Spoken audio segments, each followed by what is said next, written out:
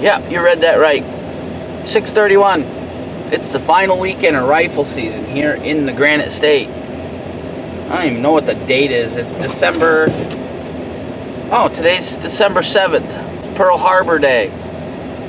Let's remember the guys that died down there in 1941, I believe. So... the deer have changed their pattern altogether right now. The rut's over pretty much here, at least in this area. I'll tell you what, that light is bright on this Camaro. This camera. Anyways, the light out. I'm not in no big rush to get out there. The deer are like doing feeding to bedding now. They're not running around chasing each other. They're not doing all that rut activity that they were doing about 2 weeks ago. They're definitely bedding and feeding. I got apple trees here at the house, and they are just pummeling them at night. It's all bucks too. It's all bucks coming in. They're coming in just after dark. I've seen there's a 10-pointer and a couple other really decent ones, but I don't know. I've pretty much lost hope of shooting my 200-pounder this year. I know I shouldn't. I should be pushing it to the end. But at this point in time, these deer have been running pretty hard, so even if a deer was 220 pounds, he's probably down below that. He's probably down to 180 or 90 now. So, I don't have a whole lot of hope of that. This group here is the smaller of the two groups. As far as body and antler size, they're younger deer. They're 3.5 to 2.5, 3.5-year-old deer. Some of them are pretty handsome though. So, I'm going to go take a ride. And I might go up to one of my spots and look at the deer activity. And then I'll come back and I'll probably hunt just across the road here. There's our early morning light right there. That's what it really looks like out right now.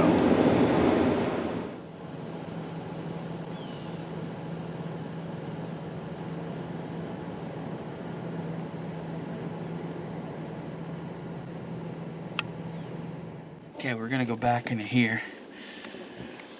We're right where I was gonna go to begin with, but I went and checked tracks up that way. There wasn't much. So tomorrow I'll be in a different spot because Ed and Dylan will be in here hunting, and I don't want to mess them up. So today I'm gonna go in. I gotta put the zero trace in the tent blind for them, put a chair in, and head up the hill. And I'll do some walking around, scouting. So I know that there's a ton of bucks back in here. There's a ton of them in here, but there's nothing really huge. But we'll see. We may shoot one today. We may end up just pulling the trigger on a decent one. I don't know. Depends on how I feel at that point in time, I guess. Because I'm going to go hunt where those really big ones are tomorrow. I got good snow, so I may be able to pick up a track there, which would be awesome. So let me get the rest of my gear here and we'll get in the woods.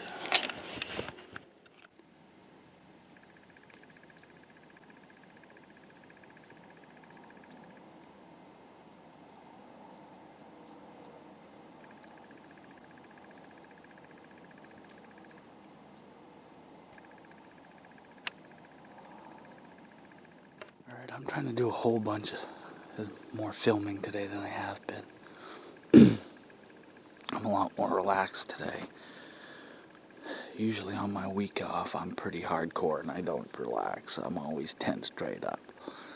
But today I'm just like whatever. I got the wind in my favor. I got tracking snow. I got all day. It's 8:18 in the morning. We got the old tent blind down here all set up for Ed and Dylan. I'll show you that tent blind. Get a good view of it right here. I'll zoom in on it. You'll see that it's down.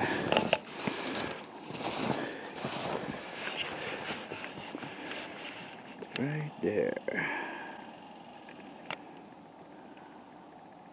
See that right there? That's the tent blind.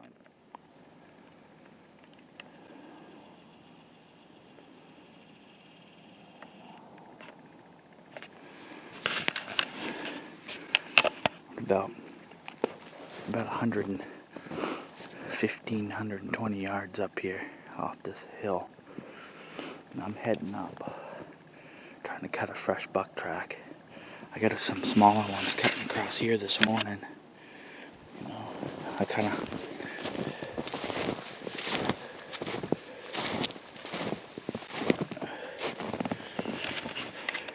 that's part of that smaller group of bucks that I saw last night and about midnight out on the lawn, which is about a mile that way.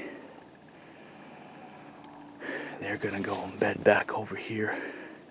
The big ones come through that ravine and they head up. And they bed up on top.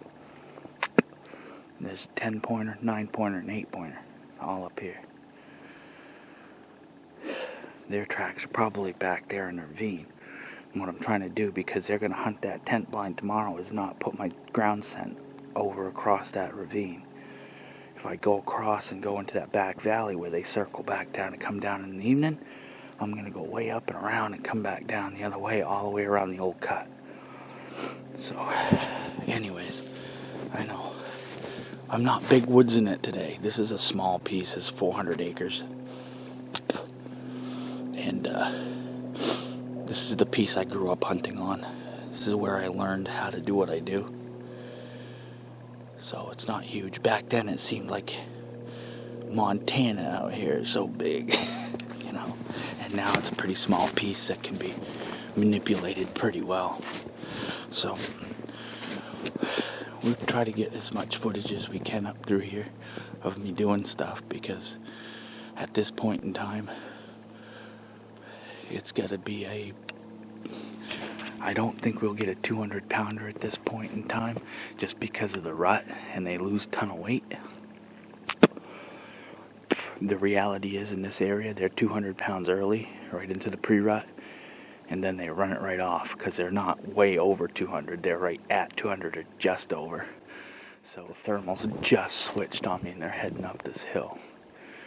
So I have to stay far to this side over here to get up and then run the ridge over, because if I get too far this way, that ravine sucks the scent right up into that bedding area. Here it kind of pulls it around the side of the hill and swings it out the other way. So we're going to work our way up the mountain now, because I know the bucks are this way. They're back there, and then they're working up the mountain. They're not coming in from this way now, because all the fields that are back that way are covered in a foot of snow. So there's some acorns left at the bottom. There's a ton of acorns left down in that ravine down in here. There's an apple orchard over here. And then there's bedding up on top. So that's where we're going to head.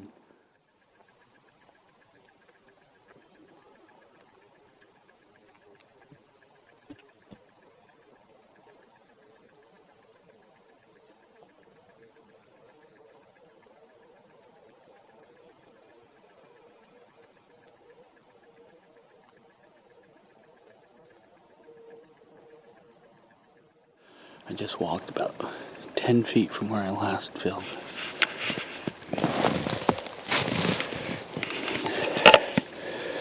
Got a bed right here.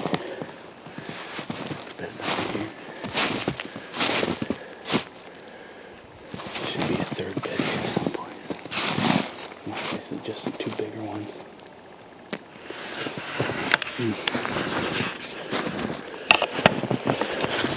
Those are probably just those two bigger deer that hang together. That 8-pointer and that 10-pointer are always together.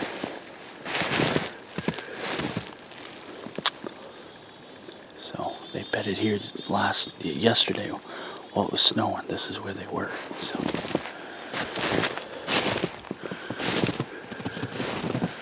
I don't know where they're going to be today, but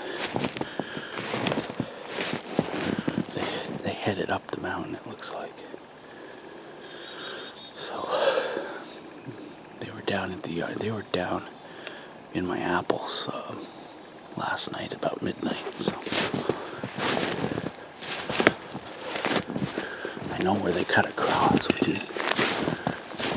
is that way. So we're just gonna work our way up. So here we go.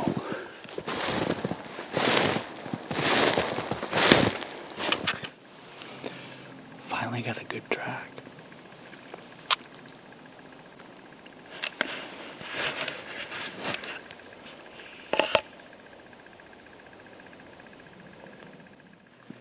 He came in from here. The other deer heading that way. He came up their track and then turned and went this way. He's walking back on another set of his own tracks. Up above here, there's two knobs where they like to bed. He's probably right there.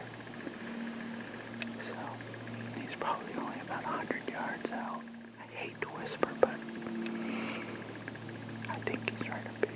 So let's see how this goes. I'm going to put the camera in the bag, so there will be no impact shot. Because I'm by myself. I don't have a cameraman.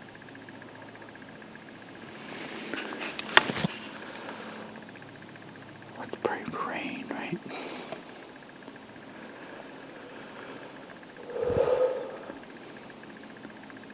Game on. Alright, here we go. Well,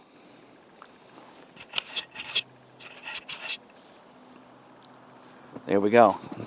Hey, you remember how I had just said back here that buck was only about 100 yards ahead of me? Well, guess what?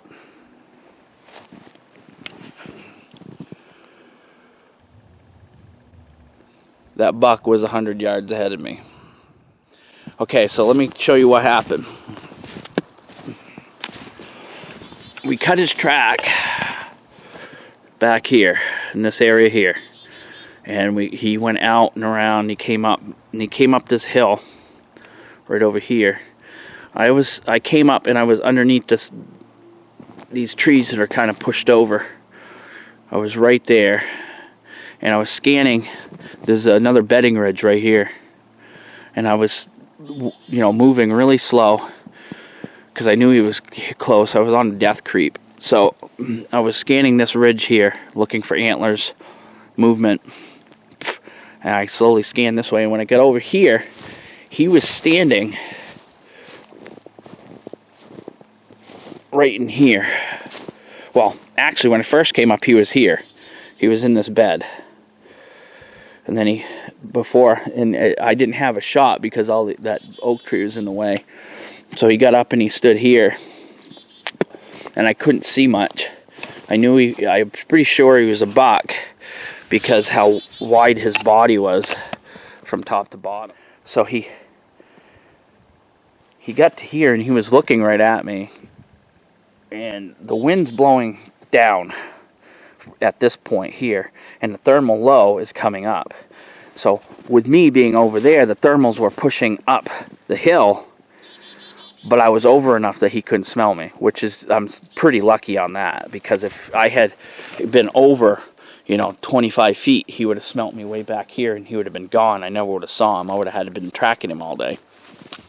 So anyways, when he got to here, he stuck his head out just enough I could see his head sticking out, and I could see he had a decent rack from the side. He went to step over this here, and when he did, he provided me a front shoulder and neck shot, and just as he stepped over, I could see he was tensing up, getting ready to bolt out that way, and I had it on his front shoulder, and I shot, and I think I hit a piece of brush or something back there, because it hit him right here in the neck.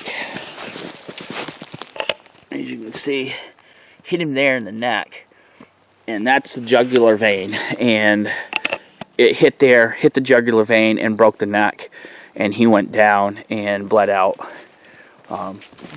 pretty quick. There was no suffering involved in that, so it was a quick shot.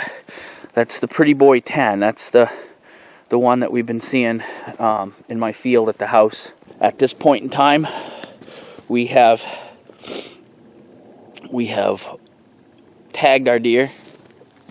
We have shot him. He's on the ground. Okay, so this morning I came in to get the tent blind set up for Dylan and Ed because they're going to hunt down below tomorrow morning. And my gut told me I needed to hunt up here today. I had planned on going to a different spot, but you know how it goes. This is a 3.5-year-old that we've had on camera. Call him Pretty Boy 10. He's a really nice deer. So, is it 200-pounder? Nope. What does that mean? Well, it means a few things. You see here we got Beeg. This is Bullet. He's our new blood tracking dog. He's up here to check out the deer. So he's not afraid of them, so he's gonna go after them and track them. So when you make a bad shot, he'll find it for you. Well, anyways, what does it mean that he's not going to weigh 200 pounds and he's younger than I thought he was? Well, when you're tracking a buck, you have about a 3-second decision to make whether you're going to shoot or not. Well, once he stepped out from behind that hemlock, I had a I got to grab this before he decides to go and chase another deer.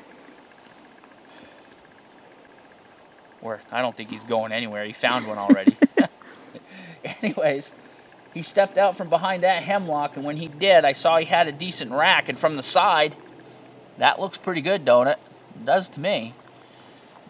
He was about ready to bolt and head down that way, and tomorrow's the final day of rifle season. Is it important for me to have to get a buck? No. Was the opportunity afforded me right here? Absolutely. Is this a nice buck? This is a nice buck in anybody's book, as far as I'm concerned. So I made that 3-second decision, and I shot, and I laid him down. What else does it mean? It means that the quest for 200 continues. Am I complaining? Absolutely not. We've got nice venison. We didn't hit anything in the body. We've got full meat right here. That's people calling, texting me, telling me how awesome I am.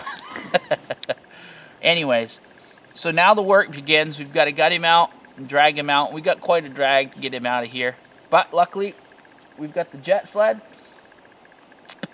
We've got Bullet. And we've got the Pretty Boy 10 on the ground. All done. So, onward and upward next year. The work begins. January 1st, I start getting everything ready for next year and start scouting and getting ready, and shed season's coming. I was really looking forward to getting these sheds because he's got a neat blowhole over here on this side, but it looks like these sheds are coming home with me before they're sheds. So, anyways, we'll get the work done now. Diane's behind the camera and her hands are probably cold, so we got a ways to go. Thanks a lot for watching.